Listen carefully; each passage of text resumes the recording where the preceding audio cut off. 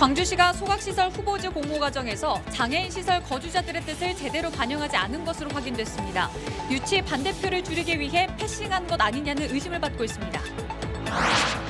30여 명의 사상자가 난 화성 참사를 막기 위해 배터리 생산 업체들을 대상으로 긴급 점검이 이뤄졌습니다. 업체들도 자체 대응 매뉴얼을 강화하고 있습니다. 여수에서 벌어진 음주 차량 추격전 과정에서 경찰관들의 기지로 추가 피해를 막을 수 있었습니다. 만취 차량을 경찰차로 에워싸 교통이 드문 곳으로 유도했습니다. 5.18 민주화운동 진상규명조사위원회가 활동을 마쳤습니다. 의미 있는 성과에도 불구하고 핵심 과제들이 미제로 남으면서 항구적인 5.18 조사기구가 필요하다는 지적이 나오고 있습니다.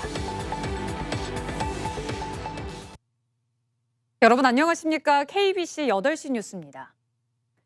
광주시가 소각시설 후보지를 공모하는 과정에서 한 장애인 시설 거주자들의 의사를 제대로 반영하지 않아 논란이 일고 있습니다. 특히 이 시설의 거주자들이 모두 유치를 반대하고 있다는 점을 고려하면 찬성률을 높이기 위해 의도적으로 외면한 것 아니냐는 의심을 사고 있습니다. 보도에 조경원 기자입니다. 소각장 결사 반대한다! 반대한다! 반대한다! 반대한다! 쓰레기 소각시설 유치를 반대하는 주민들이 거리에 나와 목소리를 높였습니다. 유치 신청에는 반경 300m 안에 거주하고 있는 주민 절반 이상의 동의가 필요한데 이 과정에 문제가 있다는 주장입니다. 소각장 후보지 바로 옆에 있는 이곳 발달장애인 거주시설에는 30명의 장애인이 주민등록법상 거주자로 되어 있지만 신청 과정에서 이들 개개인의 의견은 반영되지 않았습니다. 장애인 입주자 모두 유치 반대 의사를 내비치자 유치인 측에서 이들을 패싱한 것 아니냐는 겁니다. 논란이 일자 광주시는 지난 17일 입지선정위원회를 열어 정상적인 절차라고 결론을 낸 뒤 회의록을 비공개 처리했습니다. 발달장애인들이 거주하는 해당 시설의 특수한 여건을 고려해 30명을 한 세대로 보고 한 명의 뜻만 반영했다는 겁니다. 그러자 해당 시설 측은 강력 반발했습니다. 인근의 다른 시설 거주자들의 의사를 일일이 반영한 것과 대조되기 때문입니다. 일반인들 30명이 거기서 산다고 생각해 보세요. 그걸 1주택으로 보겠어요? 뭔 속을 가지고 있는지를 저희들도 알 수가 없습니다. 실제로 장애인들의 반대 입장을 반영할 경우 찬성 주민들이 절반을 넘지 못해 유치 신청서를 제출하기 어려웠을 거라는 분석도 있습니다. 소각시설 유치 동의를 둘러싼 논란이 커지면서 유치 신청의 정당성도 흔들리고 있습니다. KBC 조경원입니다. 30여 명의 사상자가 난 전지 제조업체 참사가 일어나자 광주시와 전남도가 배터리 생산 업체들을 대상으로 긴급 안전 점검에 나섰습니다. 업체들도 화재 시 대피로 유도 등 자체 대응 매뉴얼을 강화하고 있습니다. 임경섭 기자가 보도합니다. 광주의 한 리튬이온 배터리 모듈 공장. 소방대원이 공장 벽면에 놓인 리튬 전용 소화기를 꼼꼼하게 살핍니다. 전기 설비 배치 상태는 물론 피난 유도 등과 대피로를 점검합니다. 31명의 사상자를 낸 경기도 화성의 1차 전지 제조업체 화재 이후 지자체와 소방당국, 민간 전문가가 함께 긴급 점검에 나선 겁니다.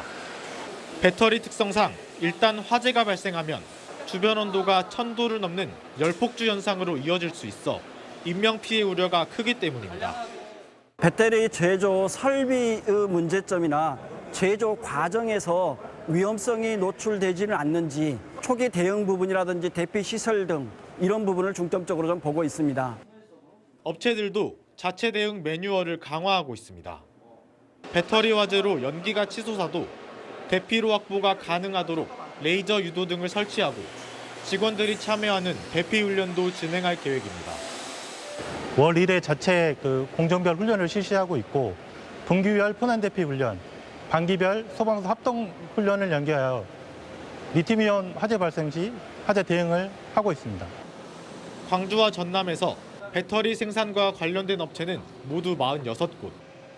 지자체들은 이번 화성 참사를 계기로 화재 위험 요인을 선제적으로 점검하고 사고 예방에 만전을 기한다는 계획입니다. KBC 임경섭입니다.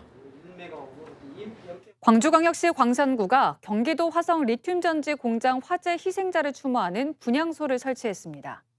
광산구는 산업단지와 이주 노동자가 많은 지역 특성을 고려해 사고 희생자에 대한 추모 분위기를 조성하기 위해 구청 1층에 추모 공간을 마련했다고 오늘 밝혔습니다.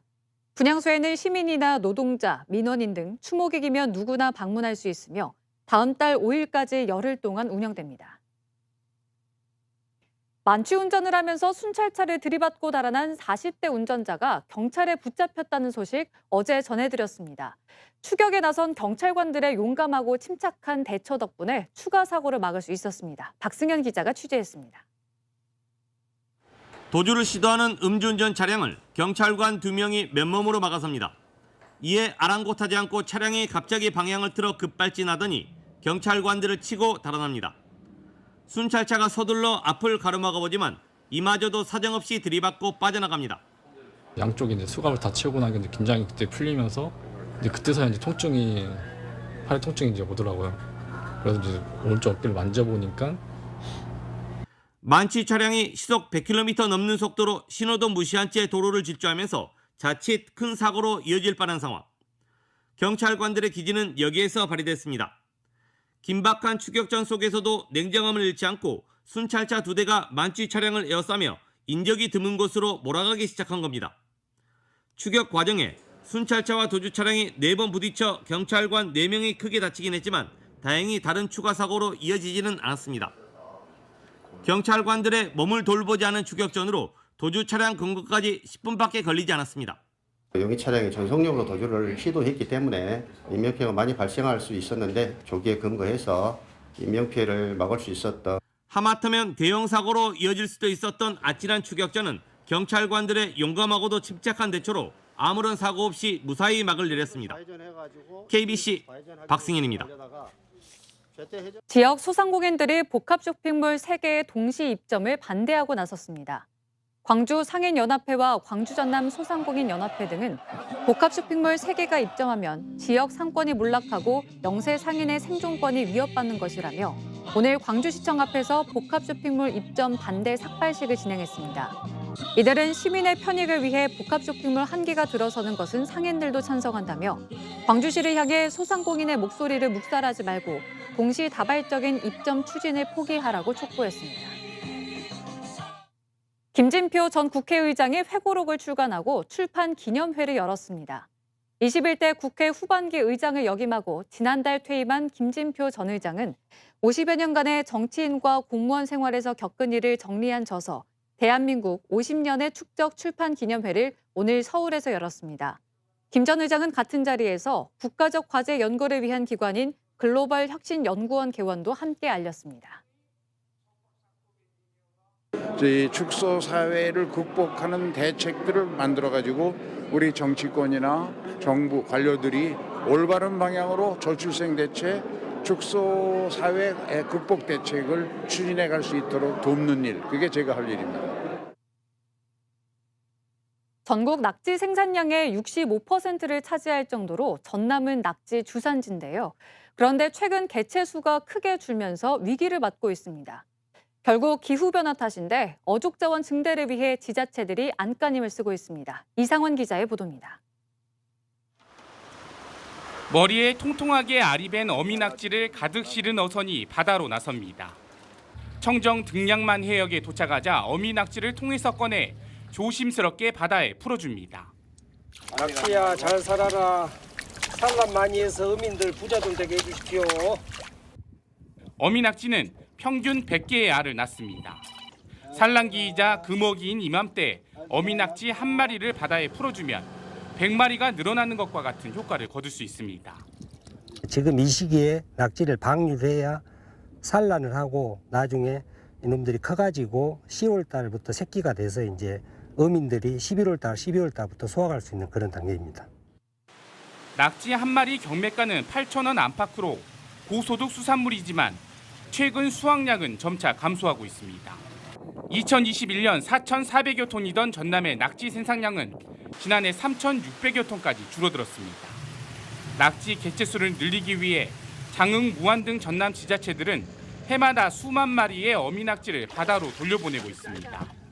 고수온이라든지 이상기온으로 좀 열악한 환경이거든요. 그래서 자원이 점점 줄어들고 있는 실정이라 우리 어민 소득을 위해서 군에서 이번에 1억을 예산 투자해서 어미낙지를 방류 사업을 하였습니다. 수온 상승과 무분별한 어획 등으로 낙지가 줄어들면서 어족 자원을 보호하고 늘려야 할 필요성이 갈수록 커지고 있습니다. KBC 이상환입니다. 5.18의 진실에 더 가까이 다가갈 수 있으리라 기대를 모으며 출범한 5.18 민주화운동 진상규명조사위원회가 아쉬움을 남긴 채 오늘로 활동을 마쳤습니다. 의미 있는 성과에도 불구하고 발포 책임과 안매장 등 핵심 과제들을 이번에도 규명하지 못하면서 항구적인 5.18 조사기구가 필요하다는 지적이 나오고 있습니다. 정경원 기자입니다. 5.18 조사위는 지난 4년간의 조사를 통해 5.18 북한군 개입설이 허위라는 사실을 규명했습니다. 민간인 집단학살 희생자들의 신원과 사망 경위에 대해 상세히 밝혀내고 성폭력 사건을 규명해낸 점도 성과로 꼽힙니다. 그러나 발포 책임자와 안매장, 5.18 관련 기록의 은폐 조작 등 6개 핵심 과제는 이번에도 밝혀내지 못했습니다.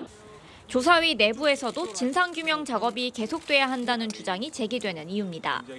강제 수사권이 없는 상황이었기 때문에 직접적으로 그 압수수색을 한다든지 그러지를 못했던 그런 부분도 좀 아쉽기 때문에 2기 조사위가 만들어진다면 그런 부분까지도 좀 천착해서 광주시는 국가 차원의 항구적인 5.18 조사기구 설치가 필요하다며 이를 위한 준비에 들어갔습니다. 감춰진 진실을 드러내기 위해선 당시 계엄군들의 고백이 필수적이라며 진상규명은 중단 없이 이어져야 한다는 입장입니다. 기구의 성격과 규모 등 구체적인 설치 방안에 대해서는 지역사회 의견을 수렴하기로 했습니다. 의견이 좀 수렴이 되면 상설화하는 형태, 그리고 이 국가가 책임지는 형태, 강제 조사권이 있는 형태, 이런 것들이 가능하지 않을까 이렇게 보고 있습니다. 광주시는 또 조사위가 권고한 5.18 정신의 헌법 전문 수록과 기념사업의 국가 지원 의무를 규정한 가칭 5.18 민주화운동 기념사업 기본법 제정을 위해서도 정치권과 힘을 모은다는 계획입니다. KBC 정경원입니다.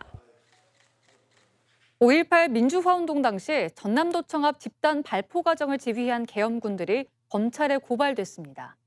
5.18 기념재단과 5.18 유족회, 공로자회 등은 전남도청 집단 발포를 지휘해 시민 36명을 숨지게 한 최웅 당시 11공수 여단장과 안모 11공수 61대대장을 집단 살해, 살인, 내란 중요 임무 종사 등의 혐의로 처벌해달라는 고발장을 대검찰청에 제출했습니다.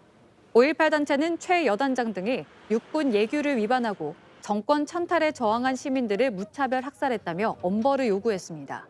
이번 고발은 5.18 진상규명조사위원회가 광주 재진입 작전과 주남마을 송암동 양민 학살을 주도한 지휘관과 병사 등 14명을 고발했던 것과는 별개로 이뤄졌습니다.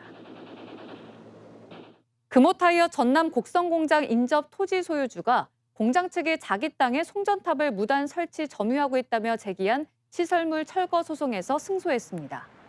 광주지법 민사 12단독은 금호타이어는 원고인 A씨 소유의 토지 안에 설치한 송전탑과 그 상공을 지나는 송전선을 철거하라고 원고 승소 판결했습니다. 재판장은 A씨가 2021년 토지 사용 제한을 감수하고 캠핑장을 지었지만 향후 확장을 위해 송전탑 철거를 주장하는 것은 정당한 권리 행사라고 판단했습니다.